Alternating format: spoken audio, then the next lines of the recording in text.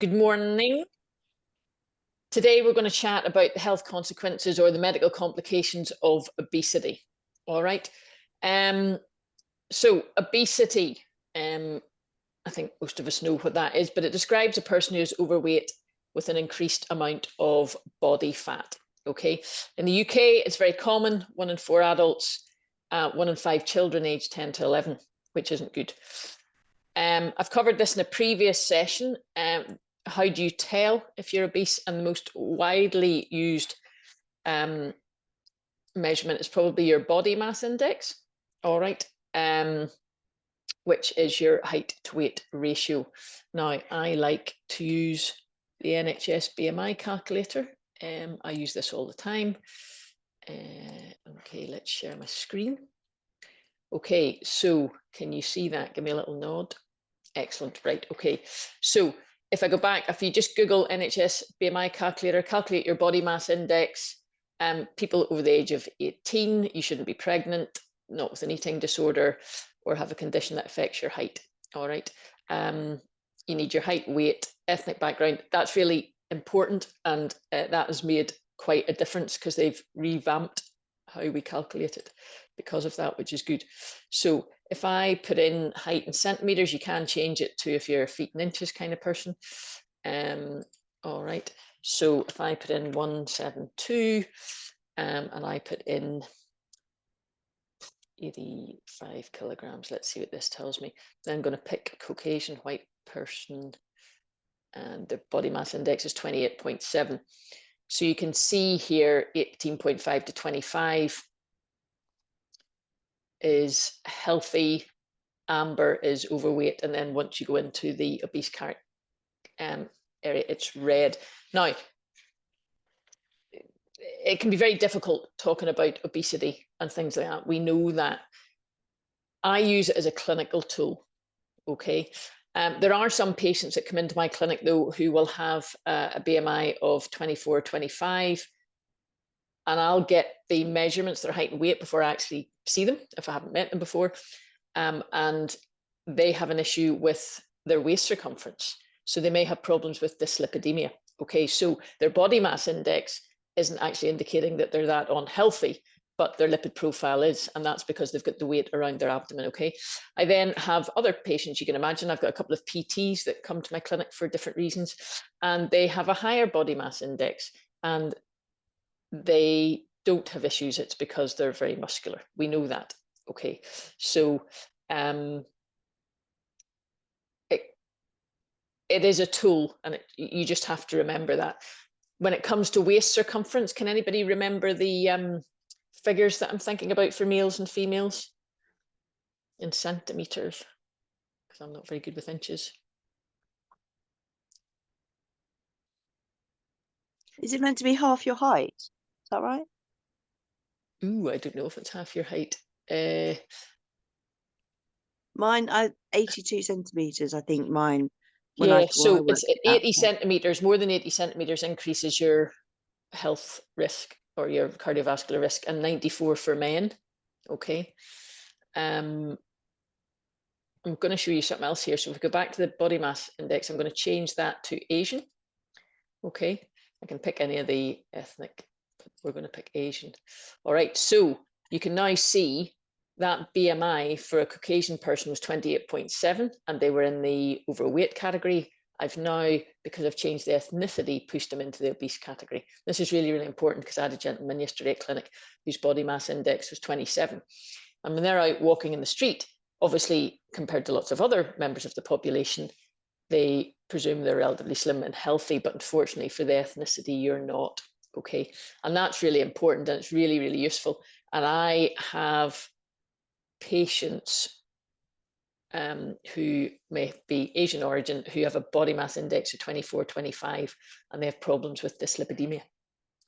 Okay, which has, and that has to be addressed by lifestyle and by altering their weight. Okay, and it's really difficult because I have to kind of say to them, oh, by the way, we're going to have to try and squeeze your, let's get your body mass index down to even lower, which is tough. Okay, so we're now going to move on to thinking of complications, that's how we determine whether someone's got obesity or not. And again, I just use that as a clinical term. We're now, and this is where I'm going to get you guys to do a lot of the work, because we've gone over this over the last kind of 13, 14 weeks. What I'd like to do, though, is start from your head to your feet. I think this is quite a good way of doing this, and this is how I always think of the complications of being overweight or being obese. Okay, so this is audience participation time. Jen and Wendy, I know you're doing your breakfast and things like that, but any chance you could pop your cameras on? So we make this a little bit more interactive. If you're doing stuff that you don't want to, that's fine, but it just makes it a little bit easier for me, or poor Andrea is going to get hammered here. Thank you. Good to see you, Wendy. I'm sitting in my bed, that's why I put it on. That's all right. I have done sessions for this in my bed, just sitting on my bed, because if it's been really noisy at home and it's the only place I get good Wi-Fi cover, sometimes I just have to go to the bedroom. No, it's just really, you know, when there's only 4 people, it's lovely to see everybody. So good to see you again. So let's start with the head. Can you give me some problems that, if you're overweight or obese, that can start to affect things in your head? We're just going to move down through the body. This is quite an interactive. Yeah, excellent, good. So stroke, that's a big one.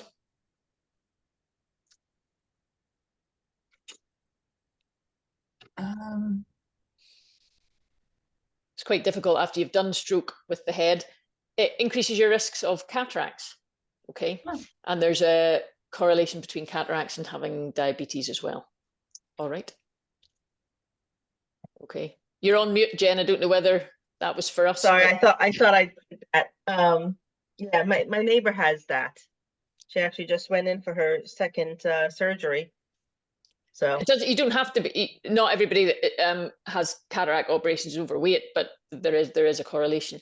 And the other one that you probably don't know about is what we call idiopathic intracranial hypertension. Okay, so you can have quite high blood pressure, and that's increased if you're overweight. Okay, so that's kind of the head. Let's move down into the chest region. So kind of above where your rib cage is, and anything underneath that.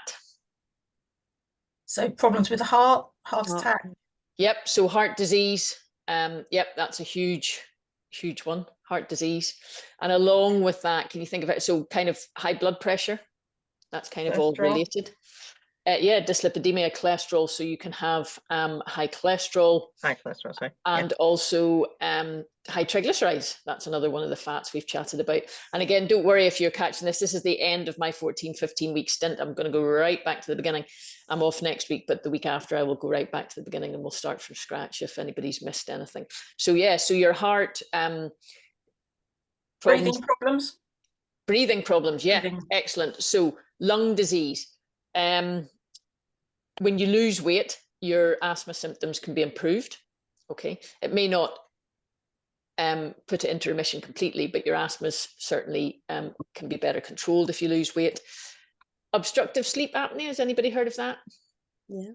Okay, so losing weight will help that. And just if you've got any type of lung disease, if you're a smoker and you've got COPD, again, weight loss will help just in general, because weight loss when you're moving around puts more strain on your heart and your lungs, doesn't it? Okay, so that's your chest. So that's the heart and the lungs. Okay, we're going to move further down into your abdomen. Bowel cancer. Bowel cancer, yep. So lots of different cancers. So colon cancer. Non-alcoholic fatty liver disease. Yes, NAFLD, good. Yeah, so non-alcoholic fatty liver disease. So I covered that last week. So, and again, can you remember the stages of that, Jen? I know that you can reverse it up to stage 3, and the last one is cirrhosis. Yeah, so to begin with, you just get kind of inflammation, steatosis, which is kind of And fancy name for that. And then then when you get to 3, it starts scarring your liver, and that's when it's not so stage 3, you've got fibrosis. Yep, and that's when scarring occurs. And once you get scarring, that's not reversible, but it won't be throughout your liver. You're right to begin with stage 3, but then after stage 3, you move on to stage 4, which is cirrhosis, and that's when it becomes irreversible. So yeah, liver disease is a huge problem when you've got a lot of fat around your abdomen, because as we've said before, there's a little bit of fat, visceral fat, just under your skin, but there's a lot of fat, visceral fat around your organs. And some people split it up into subcutaneous fat, visceral fat, and then liver fat. There's kind of the, because the liver is a huge area where fat can be laid down. And that all ties in with the heart disease, because your liver is the organ that controls your cholesterol and your triglycerides. Okay, it plays a huge part in cholesterol and triglycerides. So if you've got a fatty liver, that then results in dyslipidemia, which is just an upset of your cholesterol and triglyceride levels. And the fat around your abdomen makes you more insulin resistant, which increases your risk of diabetes. Diabetes, yeah, excellent.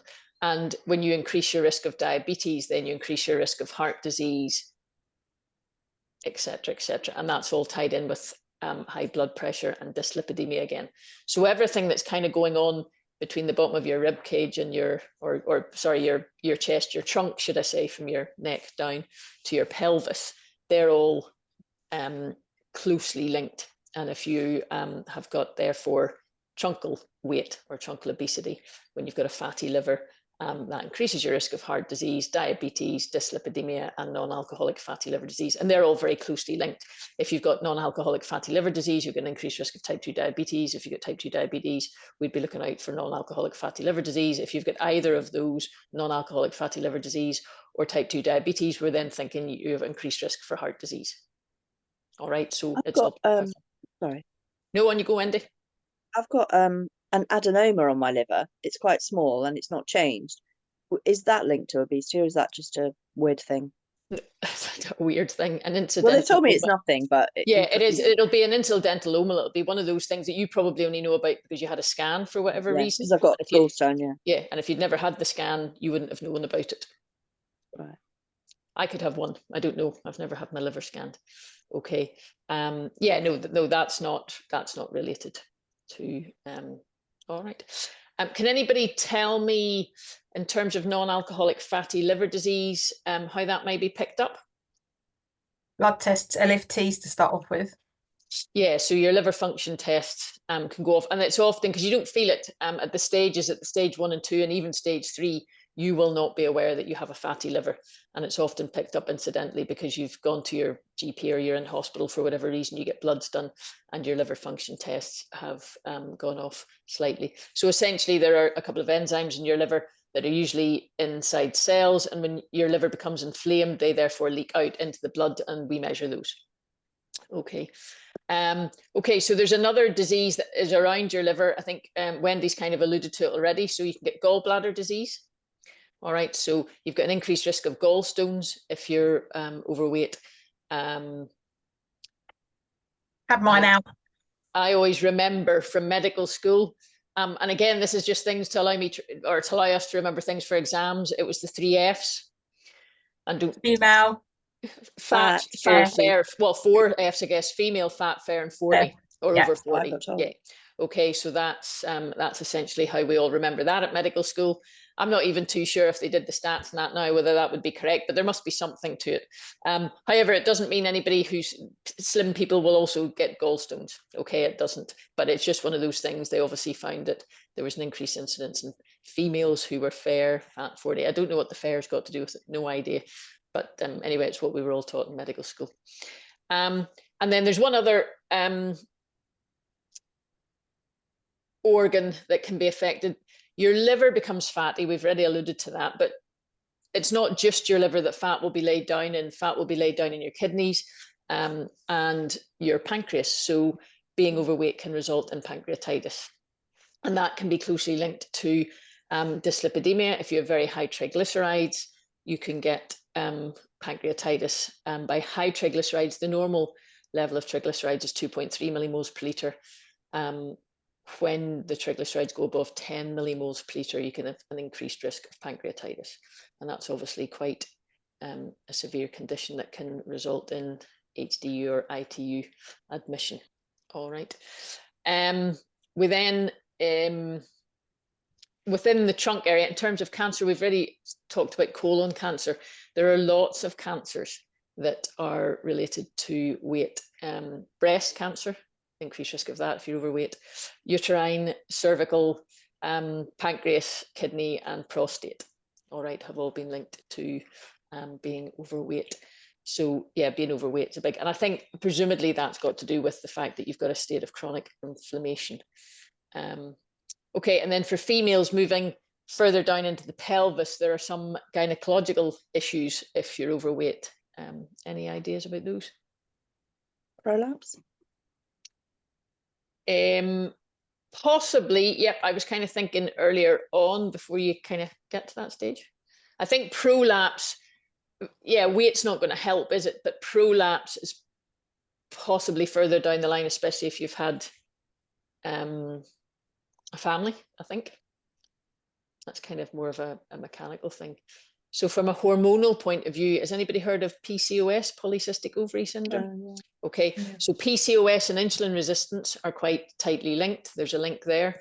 And PCOS can actually be treated with metformin, which is one of the drugs we use for insulin resistance in type 2 diabetics. Okay, so polycystic ovary syndrome can be linked to being overweight, infertility for the same reason, and then just abnormal menses as well. Okay. So, and in men, I guess we should talk about erectile dysfunction. All right. Weight can have an effect on erectile dysfunction. Oh, somebody else is going to join us. Give me a minute.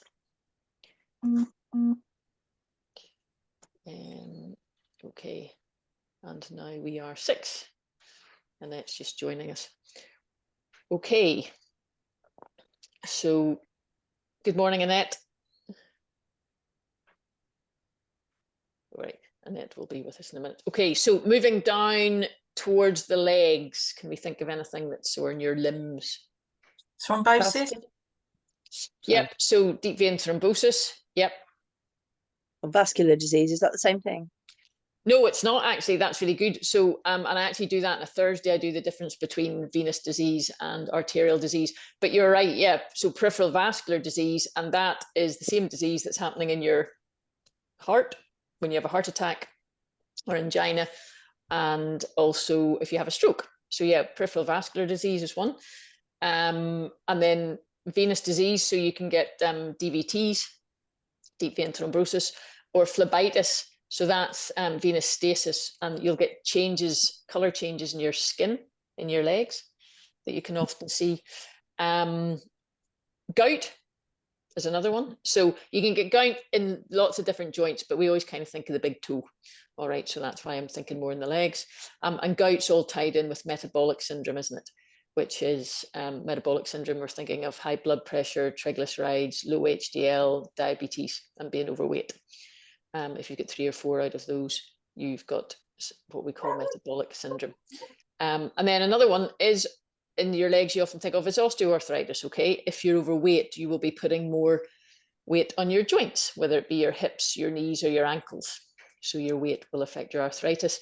And I believe one of the ladies, Val, I can't remember, it was either a hip or a knee operation she was being teed up for, but because she has done a lot of resistance training now and lost weight, she no longer needs the operation, which is absolutely fantastic. Okay, so that's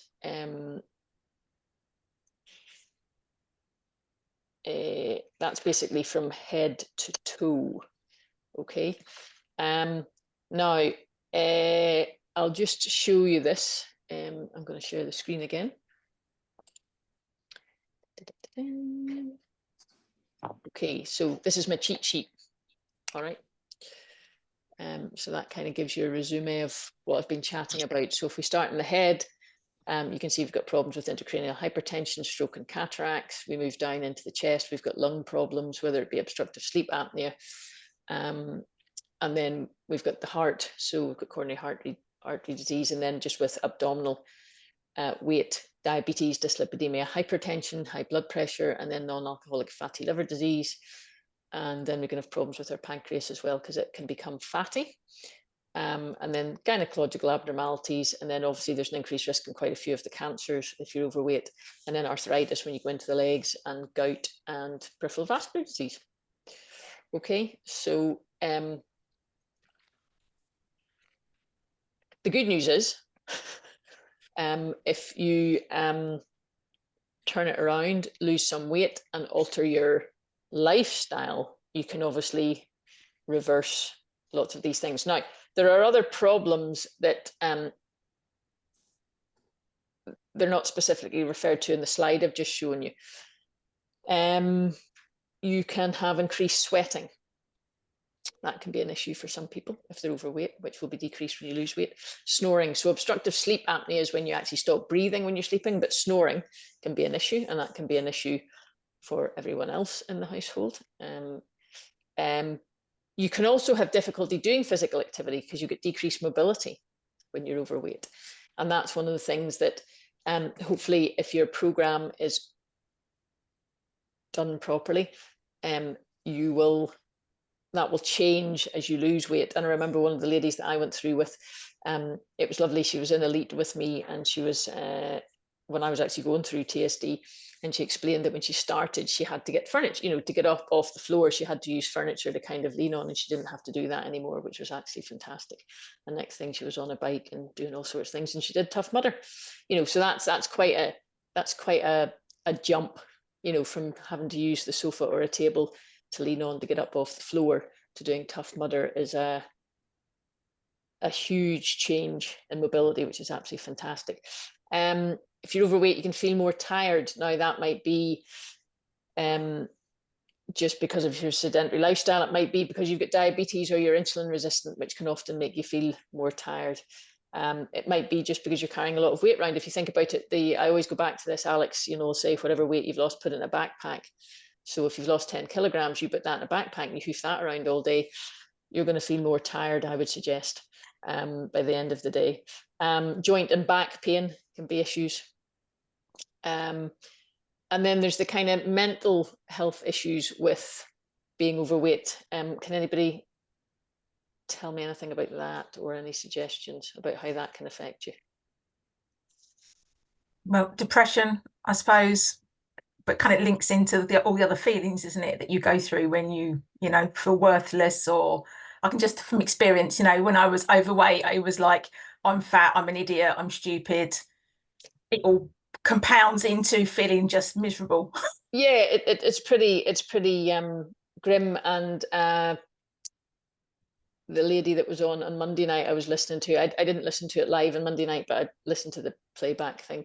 And yes, she had really, really struggled and had done very, very, very well. I think Alex was quite taken back. I don't think he was expecting that Monday evening. But yeah, low confidence, low self-esteem, you just feel like rubbish. And it's kind of a vicious circle, isn't it? I don't want to go out because if somebody sees me out walking or going to the gym, you know, what are you doing that for? You know, you're overweight. And I mean, it's absolutely horrific and absolutely awful. Because everybody should just be moving and be able to do what they want or need to do. So yeah, feeling isolated and depressed. So there are huge benefits, again, from a mental health point of view, how you feel. And that kind of snowballs the other way. I've kind of said there are catch-22 situations. If you're not doing this, X, Y, and Z will happen. But again, once you get moving more, you lose a little bit of weight, you can do more. And that allows you to lose more weight and your self-confidence grows. And that's one of the things about TSD as well. It's not just all about the weight loss, is it?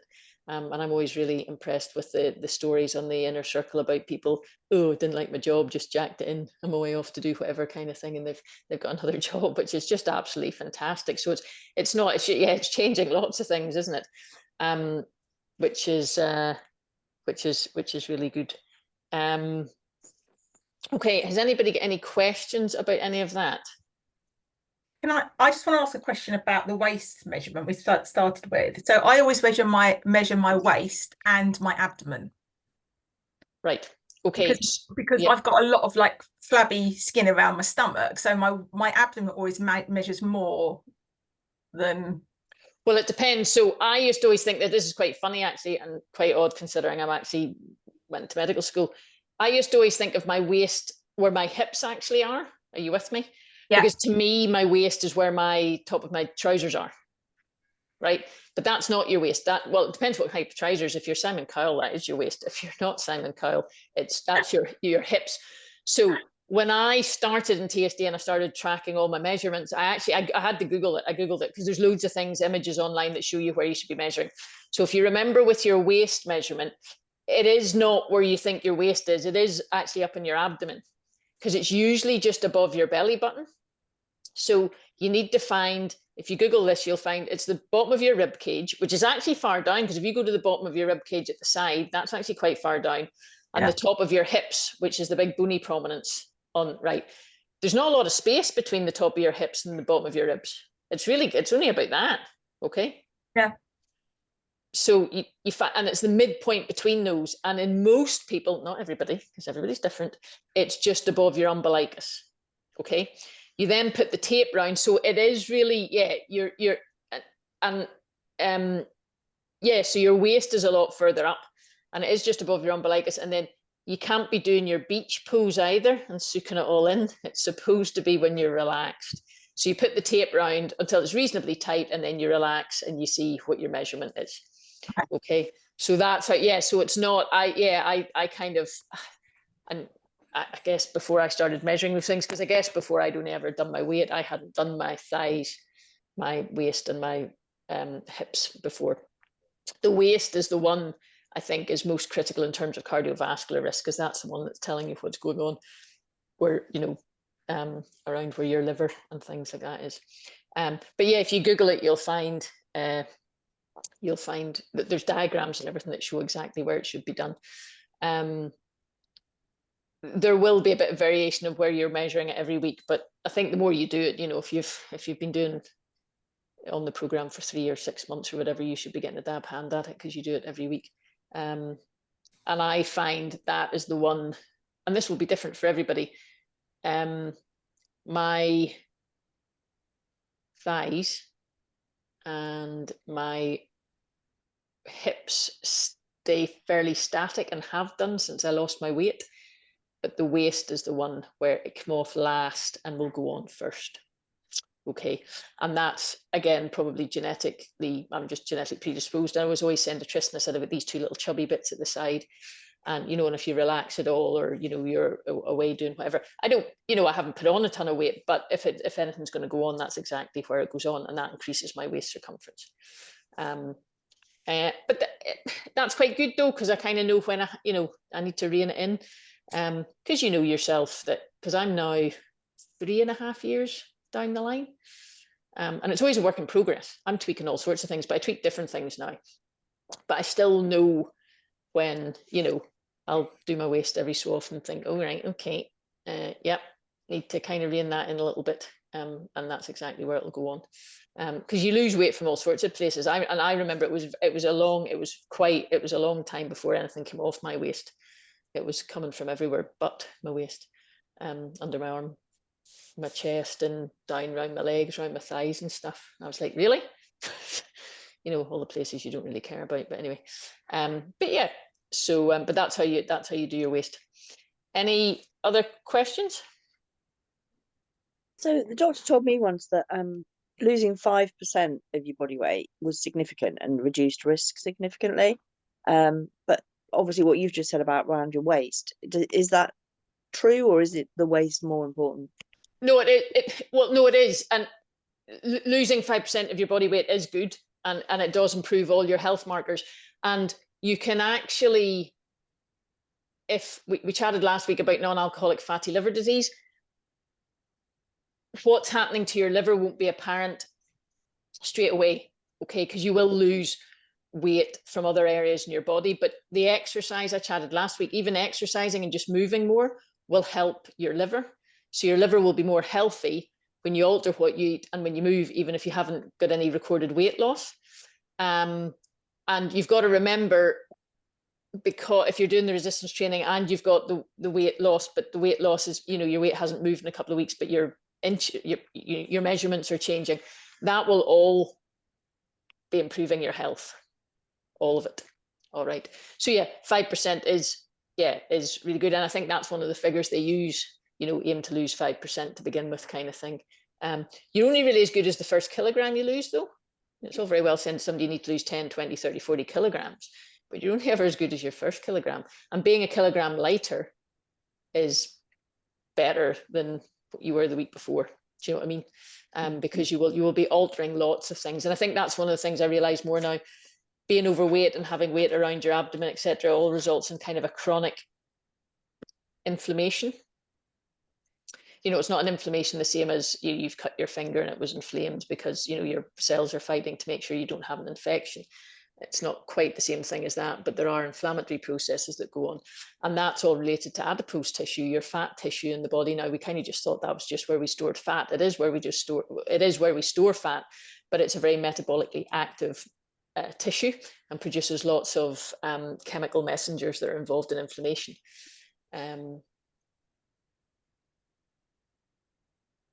Does that answer your question, Wendy? Yeah, thank you. Yeah, no, so 5% weight loss is good. Or as I said, any weight loss is good. As I said, a kilogram. Yeah. You know, if you've lost a kilogram, I'm actually quite delighted quite a lot of the time when I see my patients and they haven't put weight on. Okay. Because that's the trend as you get older. Most people put, you know, because if I haven't seen them for 6 months or a year, the chances of them putting weight on is quite high. So I'm actually delighted if they haven't put weight on. That's a win because that's the normal trend. But yeah, definitely losing 5% is good. Any other questions?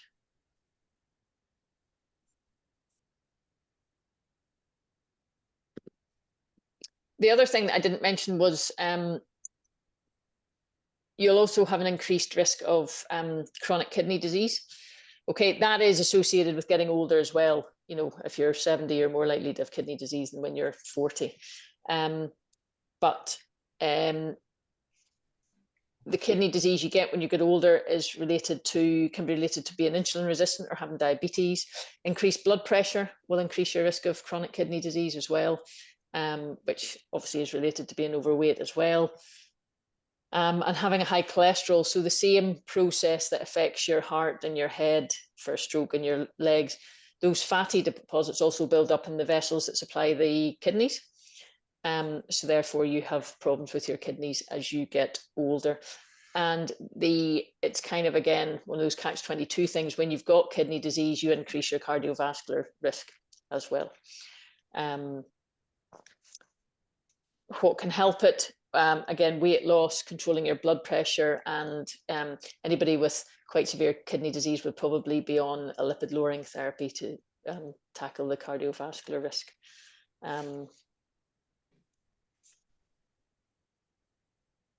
But kidney disease kind of happens as you get older, but also will be increased if you're overweight just because of a fatty kidneys. Now, the other thing I mentioned earlier was metabolic syndrome. It's a term we used it a lot when I was a registrar, when I was a junior doctor, and I was chatting to one of my colleagues about this recently, saying we don't kind of use the term metabolic syndrome anymore. They reckon it's because we don't have a tablet for it, and there's not one tablet that will treat metabolic syndrome. So maybe it just hasn't been pushed, I don't know. But it's kind of, it's 3 or 4 out of the 5 of overweight and truncal weight around your abdomen, high triglycerides, which is one of the lipids that I've chatted about previously, low HDL, which is again your kind of good cholesterol, high blood pressure, and being insulin resistant or having type 2 diabetes. So if you've got 3 or the 4 out of those 5, we would say you've got metabolic syndrome. Okay, and it increases your risk of heart disease and stroke. And again, if you have diabetes, high blood pressure, and overweight, those 3 together are particularly dangerous. And the chances are, if you have got diabetes, the chances are you are overweight. There are some people who become type 2 diabetics when they get older, and they're not particularly overweight. But again, that would possibly happen in your 70s or 80s, and that will just be because your pancreas is still producing insulin, but it's just not as much as you possibly require. So you can get type 2 diabetes when, you've got a body mass index of say 25, 26 or 27, you know, you're not what we would deem well, clinically obese, but you can still get type 2 diabetes. The problem with type 2 diabetes and insulin resistance is when it happens when you're younger, and they've got this new group that they're kind of concentrating on at the moment. You know, you get it between the age of 20 and 40, because that's a disease you shouldn't get until you're older. But we're getting it a lot earlier now because of our body habitus, sedentary lifestyle, and intake of refined carbohydrates. All right. So the management of metabolic syndrome, it's the same as before. It's reducing your weight, increasing your activity, healthy, nutritious diet, decreasing alcohol and stopping smoking will help your metabolic syndrome. Okay, any other questions? So that's kind of just a resume of all the things that if you're overweight can happen in your body. Obviously, you don't get all of them. You may get some of them.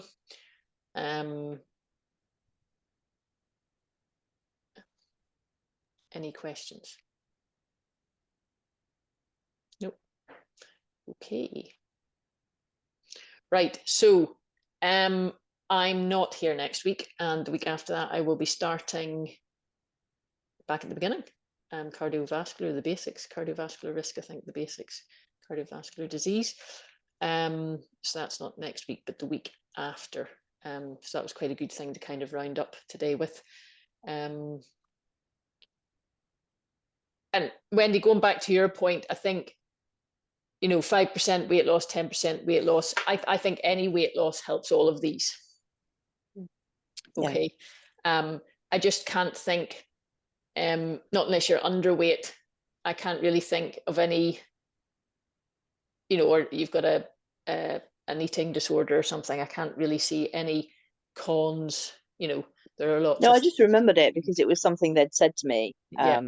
And I'm not diabetic, but it was like, you don't want to become diabetic because my weight had gone up, and obviously, and actually I've lost that 5% now. So, you know, but I just didn't know when you said about the waist, it's because where the fat is significant as well, isn't it? But obviously any loss is good too. That's all it is, and you can't. This is the whole thing to do with. I remember starting TSD. Tristan was my coach, and I had this idea about, you know, as everybody, you know, wanting to get the abs, do this, that, and the other. And I found out, I actually Googled it, and then I'd asked him a couple of questions, and he'd been very polite and hadn't really answered. He kind of talked around the subject because he obviously didn't want to burst my bubble in the first couple of weeks. And then eventually I did a lot of reading, and I was like, oh, you can't spot reduce. The people that you see on social media and stuff with abs that are like washboards, they're probably not strong enough to walk up a set of stairs because they put themselves in such a deficit, and also they haven't drank water for about 48 hours. There are some people who are genetically predisposed to being able to lose body fat and around that area, but I would say not the norm. But you're right, yeah, losing weight anywhere is important. I always lose it off my boobs. Sorry, I always end up with nothing up top whatsoever. Yeah. It's like a pair of socks. Yeah, and it is, and I wish that was my problem. And lots of people complain about that and say, oh, you know, it's come from here, but not. Yeah, but it's just one of those things. And if you know, if you continue on and keep tweaking away at it, it will come off. You know, it will come off eventually. But as I said, I've noticed really easily that if I'm going to put any weight on, it goes back around my waist straight away, and that measurement changes. And that's probably a good thing, because it means I have to keep an eye on that, and it means I have to be in and, you know, tweak things. You know, whether it's if I'm away, whether I, you know, increase my steps or I do some more resistance training that week, or whether you just make up from it when you come back and think, right, okay, I'm going to just, you know, track really, because being this far down the line, I don't track my calories all the time, but there are periods where I'll think, right, for the next 3 or 4 weeks, I'm going to do that now. I need to see exactly what I'm up to, and it does make a difference. It does make a difference. At what point do you say, ooh, I better do something? Is it a certain amount of centimeters? Is it a certain amount of kilograms, or is it just? I think it's just how I feel, apart from anything else. And also, if I'm being honest with myself, I know fine rightly that I've, you know, had it, and it's usually weekends for me. It is, if you're out, you know, and Because when I started, you was very good. I was like, you know, I asked for the half portion of this, and I always had, there's lots of things I stick to religiously. I have fruit and veg with every meal. I do not, and if I haven't had fruit and veg with every meal, if I'm out somewhere and that's not possible, I get really twitchy, and my husband's just like, oh God, she hasn't had something green. She's, you know, about to burst into a ball of flames. And I order a lot of, we get, you know, there's a side salad pretty much with every main course if we go out. And he knows I just want to sit and munch away at that on the side. And I saw somebody this week, it was quite good. Somebody put in the inner circle, or did they tell me? Oh, I've got a head like a sieve. They were out for, I think it's when they were on holidays, or they were away for the weekend, and they'd gone out for, it was either a Chinese or an Indian, some sort of meal. And when it got delivered to the table, they actually put half of it in a box straight away. And they took it home to a friend. It was somebody who couldn't go. So it was like a win-win. They got some food for their friend, but they'd have to. And that's a really handy idea, because the whole getting a smaller portion in a restaurant, it depends whether I remember to ask for that or whatever. And some restaurants can be quite funny. But if you try and say, can I have my doggy bag now? And you put half of it in a box and put it down under the table, job done. You've only have that certain amount of food. And that's so much easier, so much easier. So I thought that's actually quite a good idea, as I'm about to head off on holidays. But the upside is I'm a lot more active. You know, I'm not sitting like I do my NHS job when I'm away. So hopefully I'll be up and at them and get a ton of steps in. And I haven't had, I don't, since I started TSD, I don't usually have issues when I come back from holiday. You know, my holidays either with weight and things like that. But yeah, I guess to answer your question, it's just a personal thing. You can either do it with weight, or you can do weight. I think is more difficult than measurements, because your weight fluctuates an awful lot, you know, depending what time of the month and stuff it is. That can be an absolute nightmare. But again, you normally feel, well, I think as a female, I normally feel that. I'll know, I could probably tell you before I go on the scales what kind of a week I'm having, because I know, you know, I'll be thinking, oof, I'm feeling a bit flumpy, or no, good this week, done a lot of workouts, done my walks and feeling good kind of thing. I was thinking of all the stuff I learned in TSD. I was in doing a session last night. It's my last big session before I go away, because I'll be busy tonight. We leave very early tomorrow morning. So I know I won't be lifting free weights. There's a gym at the hotel, but it'll not, you know, they'll have machines, they won't have free weights like I have at home. And I was sitting, I nearly talked myself out of it. I kind of thought, you know, I could just go and do X, Y, and Z. And then I thought, right, let's just, instead of my 3 sets, let's just do 2 sets. And I get my 2 sets done, and I think, well, I've done 2 sets, so I only really need to do another set, and then I've done the full set, and then I've ticked that box. So I did the whole thing.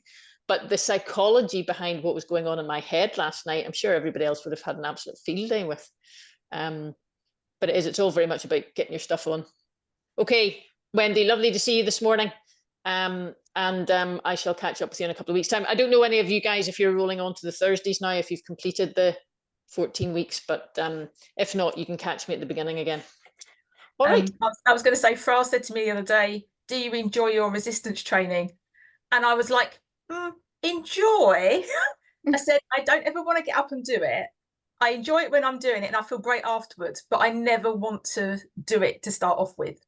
But you see, so, and yeah. I am at that stage. I do now, and it's funny, when I go away now and I can't do it, I'll be itching to get back and do it.